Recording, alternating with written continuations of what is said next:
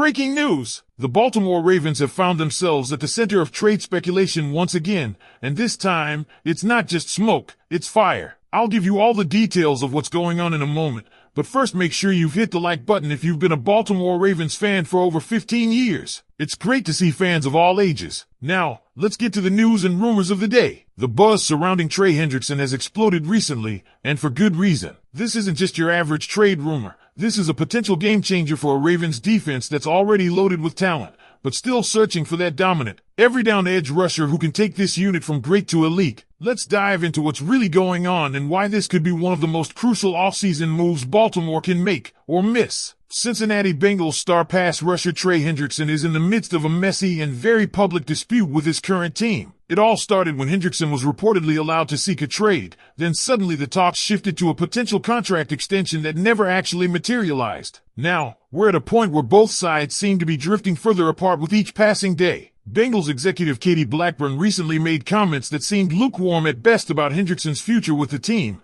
and the player himself hasn't held back either. On April 2nd, during an appearance on the Pat McAfee show, Hendrickson called out the Bengals' lack of communication, saying the situation has been frustrating and disappointing, and that there has been little direct dialogue with his agent. This isn't just an isolated contract spat, it's emblematic of broader dysfunction in Cincinnati's front office. While the Bengals boast offensive weapons like Joe Burrow, Ja'Marr Chase, and T. Higgins, who've all inked massive deals, there seems to be no clear vision for balancing the roster financially, especially on the defensive side of the ball. Trey Hendrickson, who's arguably been the most underrated pass rusher in the league, is being squeezed out despite putting up elite numbers: 17.5 sacks in 2023, 14 in 2021, and even in his so-called down year, 8 sacks in 2022. His 2023 stat line reads like a Defensive Player of the Year resume: 46 total tackles, 19 tackles for loss, 36 QB hits, and 6 forced fumbles. And this is where it gets real for the Ravens. Baltimore, a team known for its defensive tradition, finds itself with a legitimate need on the edge. Yes, Kyle Van Noy and Odefoa delivered solid performances last season,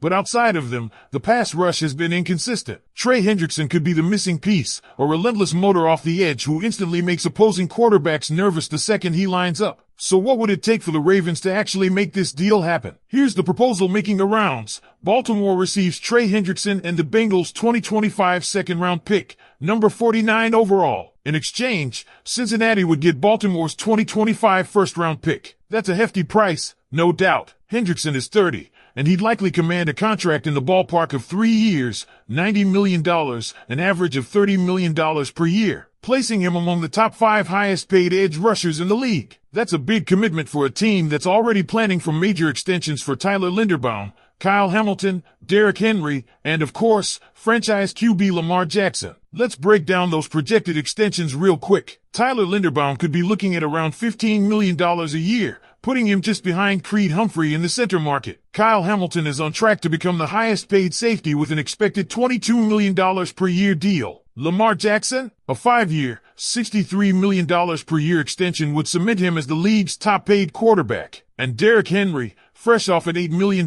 deal, might see that bump to $12 million with a couple of years added on, providing cap relief in the short term. Given all of this, it's fair to ask, do the Ravens really have the financial flexibility to make this Hendrickson move happen? Right now, they might, but that window is closing fast. General Manager Eric DeCosta and head coach John Harbaugh have both expressed confidence in the current roster heading into 2025, and Harbaugh in particular has said he's really happy with where the team stands. That could signal that Baltimore is content with staying put, riding into the next season with the current core and looking to the draft to fill out depth needs across the secondary, linebacker core, and the interior of the defensive and offensive lines. Still, let's not ignore what Hendrickson could bring to this team. His tape screams disruption. He's a quarterback's worst nightmare, and adding him to a defense that already features Roquan Smith, Kyle Hamilton, and Justin Mattibite could make Baltimore's D the most feared in the NFL. Imagine facing that unit week in and week out. Opposing offensive coordinators would be losing sleep trying to game plan around it. Now it's your turn, Ravens flock. Would you pull the trigger on this deal? Do you think Hendrickson is worth a first-round pick plus a big contract, even with the other big names Baltimore needs to pay soon? Or should the Ravens hold the line, keep their draft capital, and trust in their player development and current depth? Let me know in the comments. A for accept, D for decline. Make your call. Let's not sugarcoat it. Trey Hendrickson is the kind of player who instantly shifts the balance of power in a division,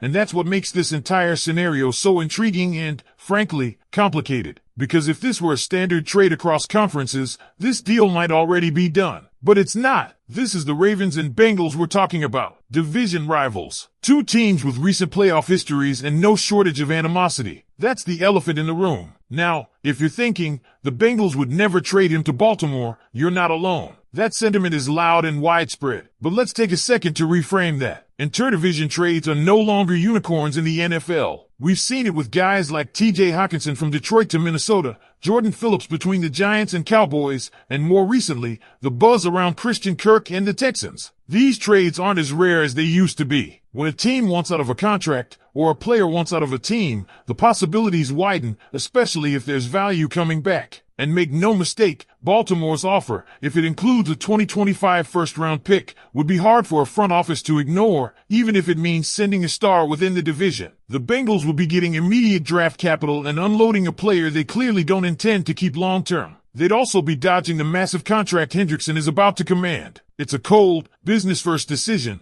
and let's not pretend the Bengals haven't made those before. But what about Baltimore's perspective on risk? Hendrickson is still producing at an elite level, but he's not 25 anymore. You give up a first-rounder for him, you better be sure he's got at least 2 more dominant years left in the tank, and that he stays healthy. Not to mention, you need to have a plan in place for how to handle all the extensions coming up. DaCosta and cap guru Nick Mateo will have to work magic. But here's the wild card. If you believe the Ravens are this close to a Super Bowl window right now, then how do you not take that shot? Lamar Jackson is in his prime. You've got a smart, tough, and balanced offense. The defense is already top tier. You add a guy like Hendrickson to that mix, and suddenly this becomes a defense that could shut down Mahomes, neutralize Allen, and collapse the pocket around Burrow in a way only a few teams can. Think about that. You're not just adding sacks. You're adding chaos, game-changing turnovers, momentum swings. You're building a unit that can dominate in January, and maybe even in February. But let's not ignore the risk. Hendrickson's contract would likely need to be structured creatively. A front-loaded deal with void years, maybe some signing bonus magic to stretch the cap hit, could be on the table. But the Ravens also need to think about keeping this locker room intact. Rewarding core guys like Hamilton,